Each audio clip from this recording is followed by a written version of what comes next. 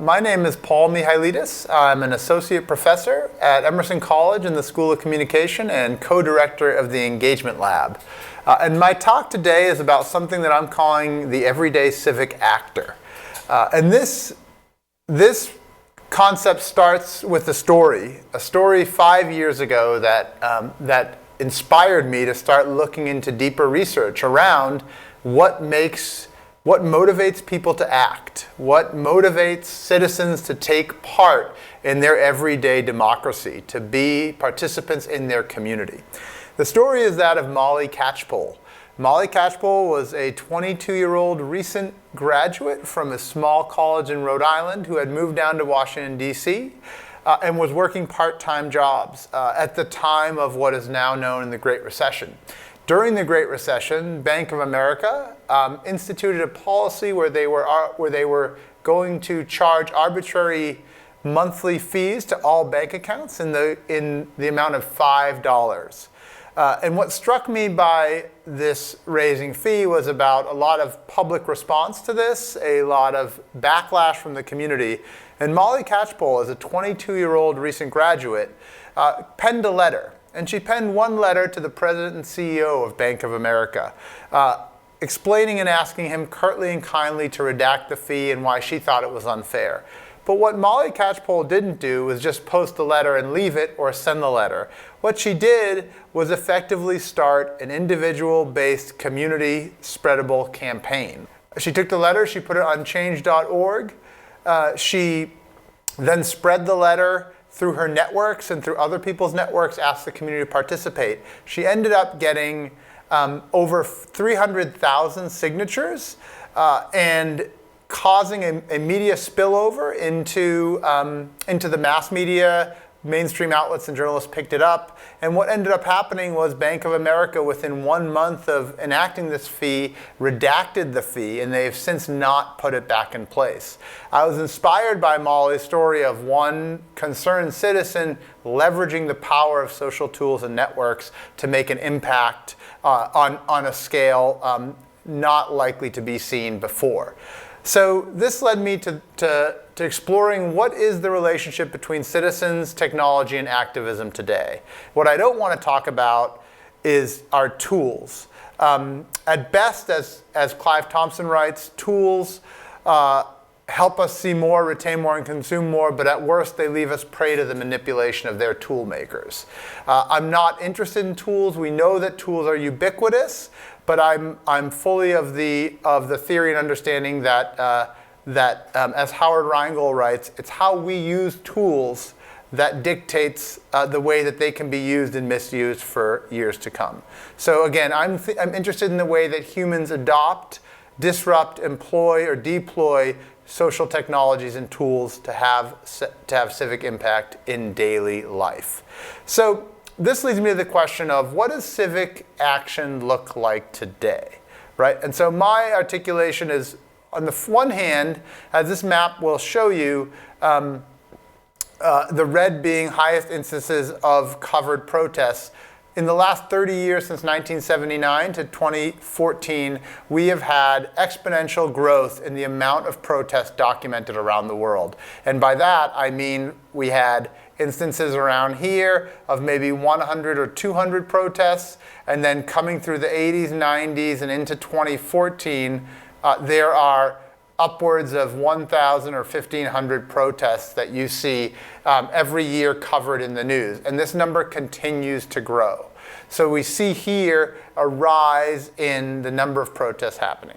A lot of times when we think about civic action, we think about it as large scale, so global collaboration here. And we see it in the images depicted. We see it in protests in Tahrir Square. We see it as Occupy Wall Street or Hong Kong, Greece, and Ukraine.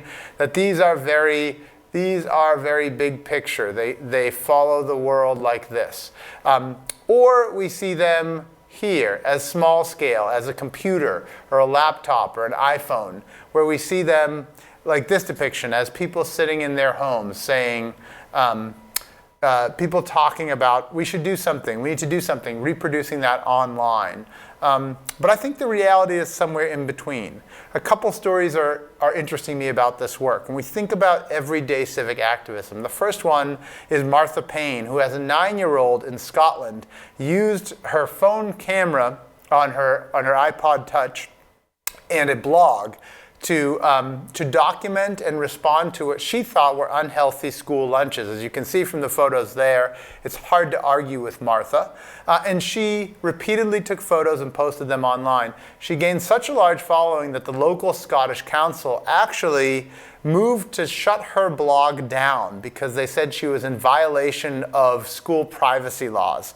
That caused a backlash, and her following of her blog gained over 1 million people.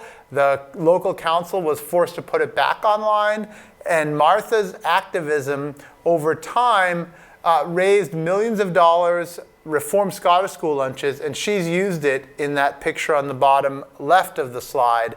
She has used that to go into Africa, into various countries in sub-Saharan Africa, and bring healthy school lunches to needy parts of countries in that part of the world.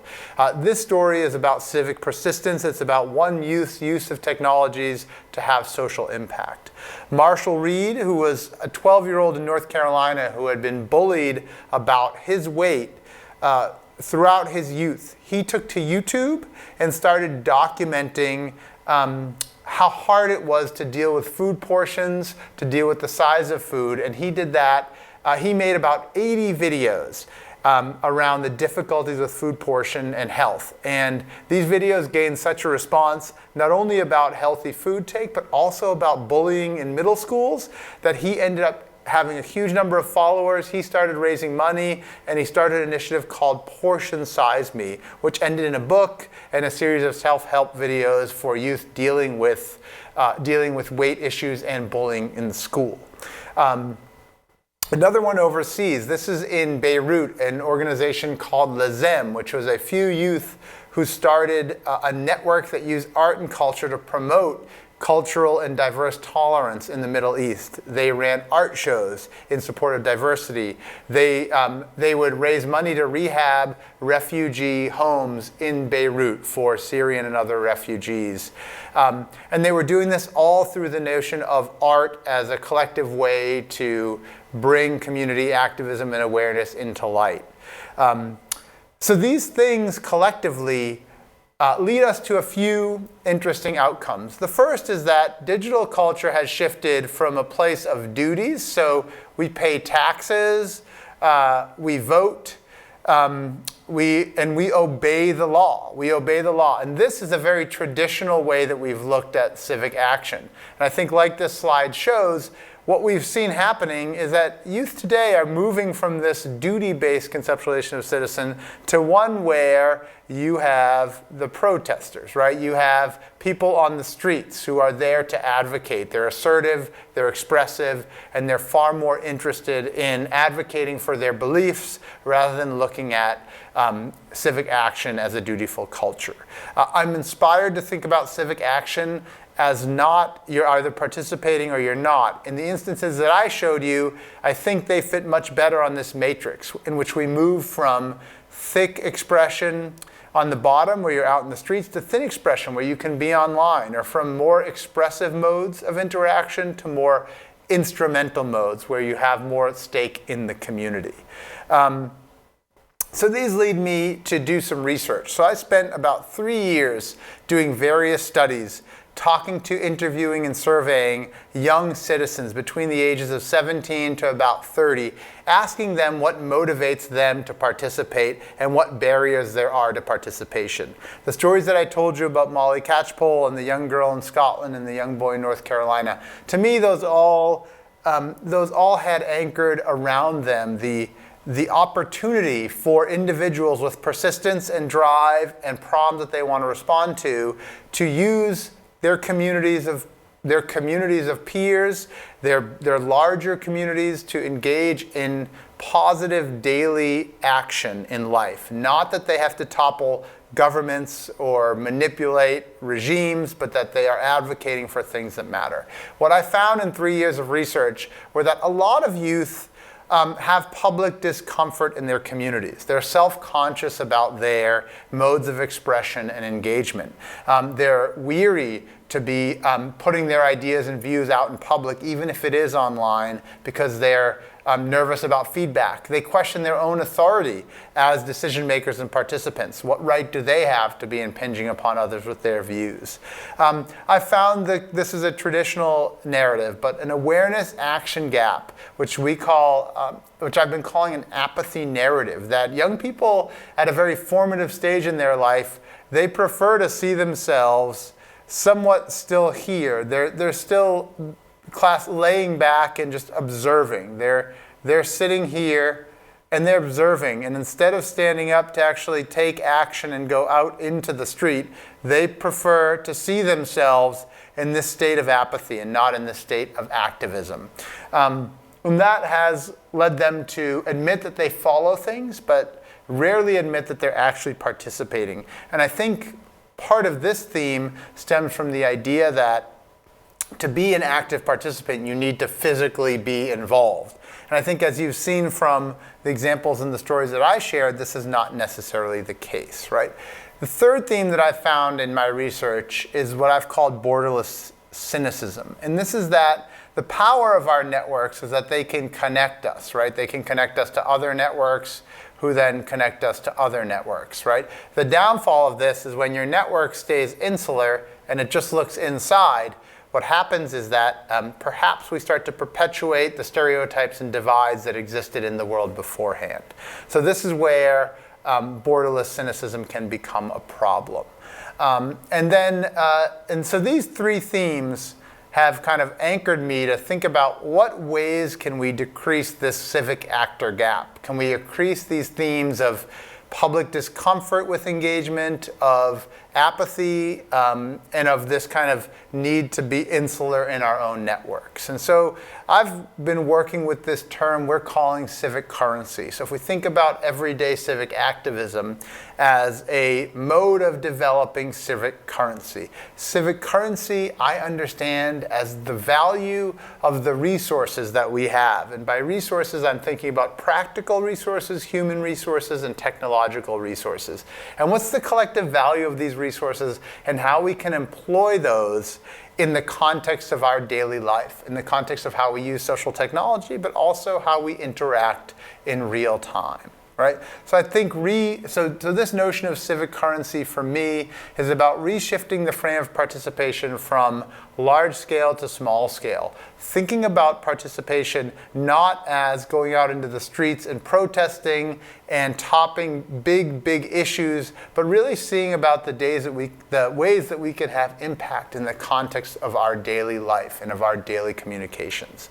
I also see civic currency as understanding our engagement in civic life as negotiation, right? That we have trade-offs with our time and with our relationships and with the ways that we choose to participate. And those trade-offs always involve choices. And civic trade-offs shouldn't be hard. A lot of times we say, should we do our schoolwork or should we stay home and play video games? Should I bother calling my parents now or should I just go out with my friends? I'm interested in seeing how we engage in daily civic life in the same way. Should I go out and volunteer on this day, or should I just hang out with my friends? We repurpose these civic points of civic engagement in this way. I think we can better collectively use the value of our resources. And then lastly, I'm interested in civic currency demystifying this culture of participation that we have. That we have these barriers of awareness, engagement, and then action. And it actually forms a ladder that we need to climb. Action is very difficult in this sense, but I think that there can be a lot of progress made civically and socially if we stay on these rungs of the ladder here and not necessarily see activism having to be at the top of the ladder, right? When I say collective value of civic resources, I think about the practical the practical resources that we have that we can engage in campaigns and advocacy, and we have our voices. We have human resources, our identity, our sense of agency, the way that we share and express with our communities. And lastly, we have technical resources, the tools, the platforms, the practices and designs that we use, right? The barriers to this are obviously trade-offs of time and safety, how we negotiate our personal and professional networks, and maintain our identity. A lot of young people are scared to engage civically because they think it might impact them socially. And I think if we understand civics and civic activism in a daily frame, we may be able to find ways to navigate that. And then lastly, it takes work. Engaging civically does maybe not take this much work, but it definitely takes work and persistence and diligence. The stories I shared with you today are about work and persistence and diligence. So I want to end my talk briefly by bringing up a quote. In 2007, Biz Stone, who was one of the founders of Twitter, said, "Our future holds in store the promise of increased connectivity to a powerful social internet, which truly extends to every little spot on our planet Earth. We're all affected by and defined by each other's actions." And the question he left us with is, what are you doing? Now, this is quite a utopian quote, and I don't necessarily agree with the notion that our connectivity is now global, but it's getting there. And this connectivity has put the emphasis from society here to the individual here. It's always been that way, but again, we go from duty to engagement. And I'm interested in this engagement in the context of everyday life. And I think if we use civic currency, we can understand more appropriately the ways that we can engage in effective and meaningful participation that's in the context of our daily life and not see this divide, which has been unhelpful, especially in the age of new technologies. So thank you.